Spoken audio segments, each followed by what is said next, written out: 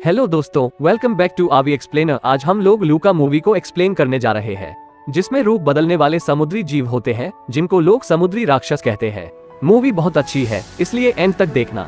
Movie की शुरुआत में हमें दो मछुआरों को दिखाया जाता है जो समुद्र में एक छोटे बोट पर दो आदमी एक नक्शे पर समुद्री राक्षस की जगह देख रहे हैं, और यही वो जगह है जो नक्शे पर बना हुआ है। और इन्हें लगता है ये सब समुद्री राक्षस की सिर्फ एक कहानी है, लेकिन एक समुद्री राक्षस उनके बोट पर रखे सामान को चुपके से चुराने लगता है और दूसरा आदमी उस राक्षस को देखता है तो डर जाता है।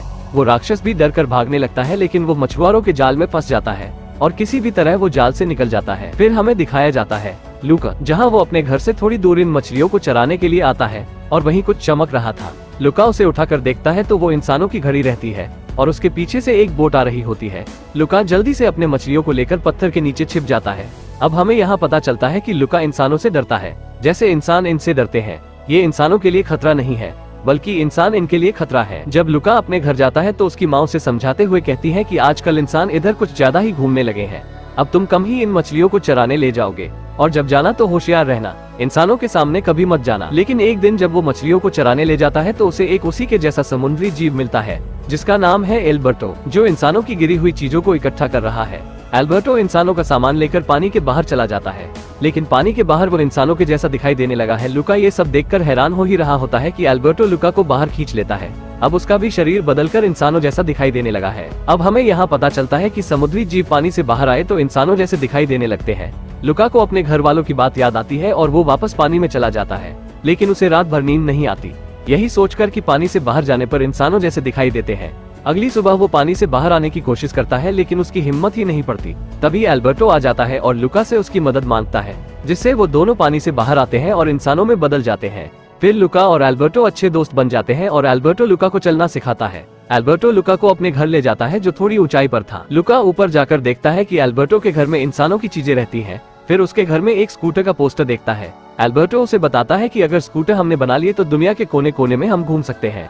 लूका कहता है फिर हमें ये स्कूटर जल्दी ही बनाना चाहिए, जिसका नाम है वेस्पा। वो देसी जुगाड़ करके वेस्पा तो बना लेते हैं, लेकिन वो चलने से पहले ही उसका पार्ट और पुर्जा निकल जाता है, लेकिन वो वेस्पा चलाने की ठान चुके हैं। लूका घर देर से आने लगा है। लूका की माँ को पता चल जाता है कि लूका पानी से बाहर जाता है। लूका की माँ कहती है कल तुम अपने अंकल के साथ गहरे समुद्र में चले जाओगे।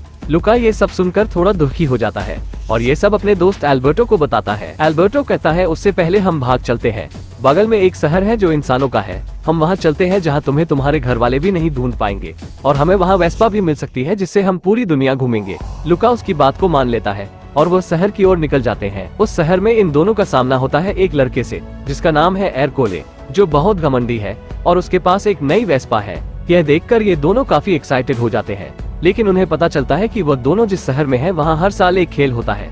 एरकोले बताता है मुझे ये वेस्पा इनाम में मिली है। इन दोनों को देखकर एरकोले उस पर हंसने लगता है और उन्हें पानी में डालने ही वाला होता है कि एक लड़की उन दोनों को बचा लेती है जिसका नाम है जूलिया। जूलिया एरकोले से उन दोनों को दूर ले जाती है। जूलिया इन्हें बताती है कि खेल के 3 पड़ाव है, साइकिल चलाना, पानी में तैरना और पास्ता खाना। साथ में ये भी बताती है कि वो भी कई सालों से इस खेल में हिस्सा ले रही है। जूलिया कहती है वेस्पा पाना है तो इसके लिए इस खेल में हिस्सा लेना होगा। वो दोनों सोचने के बाद जूलिया से रिक्वेस्ट करते हैं कि हम तीनों एक हो जाए तो ये खेल जीत सकते हैं। काफी सोचने के बाद जूलिया भी हाँ कह देती है, क्योंकि वो भी ये खेल जीतना चाहती है। इसके बाद ये तीनों डिसाइड करते हैं कि लूका साइकिल प्रतियोगिता में भाग लेगा और एल्बर्टो पास्ता खाने में, और जूलिया पानी में तैरने में भाग लेगी, क्योंकि उन दोनों को पता है जैसे पानी उन पर पड़ेगा वो अपने असली रूप में आ जाएंगे। जूलिया इन दोनों को अपने पिता से मिलवाती है, जिनका एक हाथ है और यह एक मछुआरे हैं और इन्हें भी समुद्री राक्षस की तलाश है। जूलिया सारी बात अपने पिता को बताती है, लेकिन जूलिया के पिता कहते हैं कि हमारे पास इतना पैसा नहीं है कि इस प्रतियोगिता में एंट्री फीस दे सके। उसके पिता एल्बर्टो और लूका को अपने साथ ले जाते हैं मछलियों को पकड़ने। लूका और एल्बर्टो अपने नॉलेज से बहुत सारी मछलियों को पकड़ लेते हैं, जिससे उनकी एंट्री फीस का पैसा हो जाता है। लेकिन लूका के घर वाले उसे ढूंढने के लिए उस शहर में आ जाते हैं।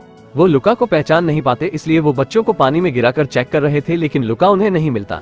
जूलिया एल्बर्टो को पास्ता खाने के लिए तैयार कर रही है और लूका को साइकिल चलाने के लिए। फिर वो दोनों जूलिया को तैरने के लिए तैयार करते हैं कि तभी वहाँ बोट से एकुले पहुँच जाता है और यहाँ इनका राज खुलते खुलते बच जाता है। जब यह लोग घर जाते हैं तो लूका को अपनी माँ की आवाज सुनाई देती है। फिर उसे पता चलता है कि उसके घर वाले इस शहर में आ चुके हैं उसे ढूंढने के लिए। जूलिया और लूका की अच्छी दोस्ती हो जाती है।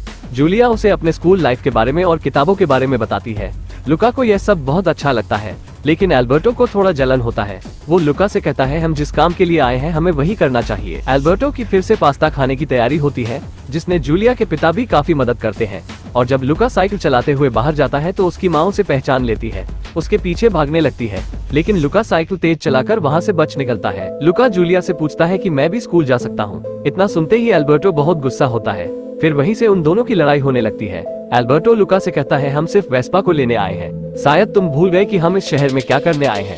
और फिर जूलिया उन दोनों को रोकने आती है और उन्हें मिलवाती है, लेकिन एल्बर्टो अब भी गुस्से में रहता है और पानी में चला जाता है। जब जूलिया उसे उठाती है तो उसका असली चेहरा सामने आता है और गुस्से में कहता है क्या तुम्हारा स्कूल ऐसे राक्षसों को एडमिशन देगा। जूलिया काफी डर जाती है और लुका ऐसे रिएक्ट कर रहा था जैसे वो किसी राक्षस को पहली बार देख रहा हो। लुका कहता है एल्बर्टो के बारे में उसे कुछ नहीं पता था और अभी पता चला कि वो एक समुद्री राक्षस है। इतने में एरकुले कुछ लोगों के साथ आ जाता है और एल्बर्टो पर हमला करने लगता है, लेकिन एल्बर्टो राक्षस है ये उन्हें नहीं पता।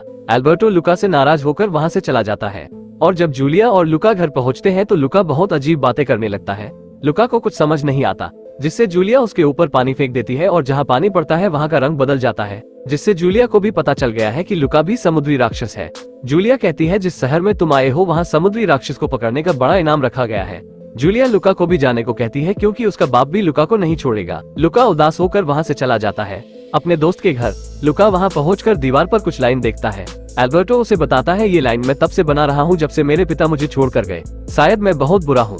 लुका उसे दिलासा देते हुए कहता है हमारा सपना था वेस्पा से घूमना, चलो वो खेल जीतकर वेस्पा लाते हैं, लेकिन एल्बर्टो उसे मना कर देता है और लुका को वापस लौटने को कहता है। लुका अब अकेले ही वो खेल जीतने के लिए चला जाता है। अगले दिन चैंपियनशिप स्टार्ट हो जाता है। खेल का पहला पड़ाव पानी में तैरना है। लुका एक मेटल सूट पहन कर आता है जिससे उसके शरीर पर पानी न पड़े। यहाँ जूलिया लुका को ये सब करने से मना करती है क्योंकि वही समुद्री राक्षस पकड़ने वाले लोग हैं। लुका उसकी बात नहीं मानता और खेल का पहला पड़ाव हो चुका है। खेल का दूसरा पड़ाव पास्ता खाना है।